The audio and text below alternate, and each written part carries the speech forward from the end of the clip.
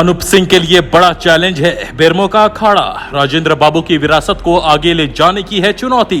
कांग्रेस और झारखंड सरकार की प्रतिष्ठा लगी है दांव पर। नमस्कार, आजाद सिपाही के खबर विशेष में आपका स्वागत है। मैं हूं राहुल सिंह। झारखंड विधानसभा में कोयला क्षेत्र की महत्वपूर्ण सीट बेरमो में 3 नवंबर को होने वाले उपचुनाव में सत्तारूढ़ गठबंधन की ओर से कांग्रेस ने कुमार जयमंगल उर्फ अनूप सिंह को मैदान में उतारा है। यह सीट दिग्गज कांग्रेसी राजेंद्र प्रसाद सिंह के निधन के कारण खाली हुई है। अनूप सिंह राजेंद्र बाबू के बड़े पुत्र होने के साथ साथ उनके राजनीतिक उत्तराधिकारी भी हैं। राजेंद्र बाबू ने अपने जीवन काल में ही अनूप सिंह को राजनीति का पाठ पढ़ाना शुरू कर दिया था। इसलिए जब बेरमो सीट के लिए कांग्रेस प्रत्याशी के रूप में उनके नाम का ऐलान हुआ तो किसी को आश्चर्य नहीं हुआ। अनूप सिंह का चुनाव मैदान में उतरने का यह पहला अनुभव है और यह उनकी सबसे बड़ी राजनीतिक परीक्षा भी है। अनूप सिंह दिसंबर में हुए विधानसभा चुनाव में अपने पिता के सबसे सक्रिय सहायक थे और इसलिए न तो बेरमो का इलाका उनके लिए अपरिचित है और न ही कोयला क्षेत्र की राजनीति। अनूप ने कई साल तक प्रदेश युवा कांग्रेस की कमान संभाली है, इसलिए राजनीतिक दांव पेच भी वह खूब समझते हैं। लेकिन चुनाव मैदान में उतरना इन्हें सबसे अलग होता है।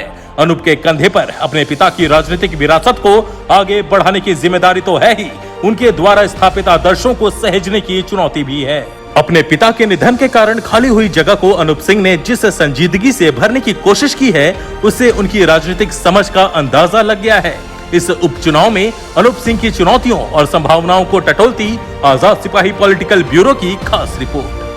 घटना पिछले साल अक्टूबर की है। दिल्ली से मीडिया कर्मियों की एक टीम झारखंड विधानसभा चुनाव के पहले के माहौल का अध्ययन करने यहाँ आई थी।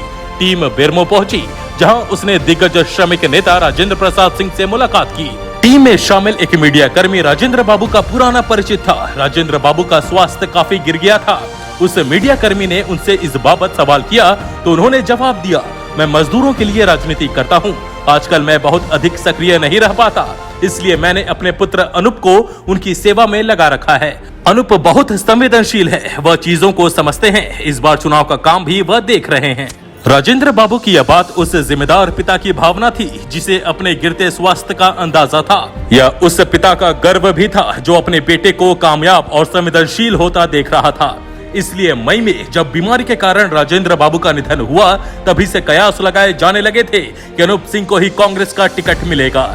अपने पिता से राजनीति का कहरा सीखने वाले अनूप सिंह पहली बार सीधे चुनाव मैदान में उतरे हैं, इसलिए उनमें खासा जोश है। लेकिन चुनाव में जोश के साथ साथ होश की भी महत्वपूर्ण भूमिका होती है। अनूप सिंह के लिए राजनीति नई चीज नहीं है, वह शुरू से ही इसमें हाथ आजमाने लगे थे। इसलिए वह झारखंड प्रदेश युवा कांग्रेस के पहले निर्वाचित अध्यक्ष बने थे। लेकिन विधानसभा का चुनाव अलग किस्म की राजनीति की डिमांड करता है। यह बात अनूप सिंह भी अच्छी तरह से जानते हैं। वह पिछले 4 महीने से बेरमो समेत पूरे कोयलांचल में जिस तरह अपनी उपस्थिति दर्ज करा रहे हैं, उससे यह साफ जाहिर होता है कि वह कितनी संजीदगी से चीजों को ले रहे हैं। राजेंद्र बाबू को जाने वाले अक्सर कहते हैं कि अनूप सिंह में वह जीवंतता और संवेदनशीलता दिखती है। अनूप सिंह के सामने सबसे बड़ा चैलेंज अपने पिता की राजनीतिक शैली को जीवित रखते हुए उसे आगे ले जाने का है। अपने 30 साल के राजनीतिक जीवन में राजेंद्र बाबू ने कभी किसी को नाराज नहीं किया। यह गुण बहुत कम राजनेताओं में दिखाई देता है। लोग इस बात के गवाह हैं कि राजेंद्र बाबू के चेहरे से मुस्कान कभी हटी नहीं। अनूप सिंह को लोगों को भरोसा दिलाना होगा कि वह अपने पिता से अलग नहीं है। अनूप सिंह के सामने एक बड़ी चुनौती बेरमो में न केवल अपने पिता की बल्कि कांग्रेस पार्टी और झारखंड में सत्तारूढ़ सरकार की प्रतिष्ठा को बनाए रखने की है। दिसंबर में हुए चुनाव में उनके पिता ने भाजपा प्रत्याशी को 25,000 से अधिक वोटों के अंतर से हराया था। इस अंतर को यदि इस बार भी अनूप सिंह बरकरार रख पाए तो यह उनके लिए बड़ी उपलब्धि होगी। उनके सामने सबसे बड़ी चुनौती कोयला मजदूरों की समस्याओं को 2-2 हाथ करने की होगी।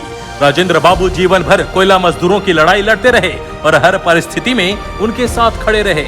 अनूप सिंह हालांकि इस मोर्चे पर बेहद सक्रिय दिख रहे हैं, लेकिन पांव जमाने में उन्हें वक्त लगेगा। इस वक्त को वह कितनी जल्दी पूरा कर पाते हैं, यह देखना दिलचस्प होगा। बेरमो विधानसभा क्षेत्र की आम समस्याओं के प्रति अनूप सिंह की संवेदनशीलता पहले से ही दिख रही थी। इस चुनाव में उन्हें लोगों के सवालों का सामना करना पड़ेगा। यह देखना होगा कि वह लोगों को कितना भरोसा दिला पाते हैं। अनूप सिंह के लिए बड़ी राहत की बात यह है कि उन्हें न केवल कांग्रेस का बल्कि झामुमो के प्रत्येक नेता और कार्यकर्ता का सक्रिय सहयोग मिल रहा है। उनकी उम्मीदवारी को लेकर कहीं कोई विवाद नहीं है, इसलिए उनके नामांकन में सीएम हेमंत सोरेन और कांग्रेस के तमाम छोटे बड़े नेता शामिल हुए। अनूप सिंह के समर्थन में हुई सभा में उमड़ी भीड़ ने साबित कर दिया है कि बेरमो का मूड क्या है। यह सभा अनूप सिंह के युवा जोश को नई ऊर्जा दी गई है और इसका असर दिखने भी लगा है। बेरमो विधानसभा क्षेत्र में कांग्रेस और झामुमो समर्थक जी जान से प्रचार में जुट गए हैं। अब इंतजार 3 नवंबर के मतदान और 10 नवंबर के परिणाम का है, जब यह साबित होगा कि अनूप सिंह का राजनीतिक कौशल कितना परिपक्व है। कोरोना काल में हो रहे इस चुनाव का अंतिम परिणाम सचमुच दिलचस्प होने वाला है। अभी तक के आजाद सिपाही के विशेष में बस इतना ही। देश विदेश की तमाम बड़ी खबरों के लिए आप पढ़ते रहिए अपना लोकप्रिय दैनिक अखबार आजाद सिपाही। और हाँ, आप हमारे इस YouTube चैनल को जरूर सब्सक्राइब करें। धन्यवाद।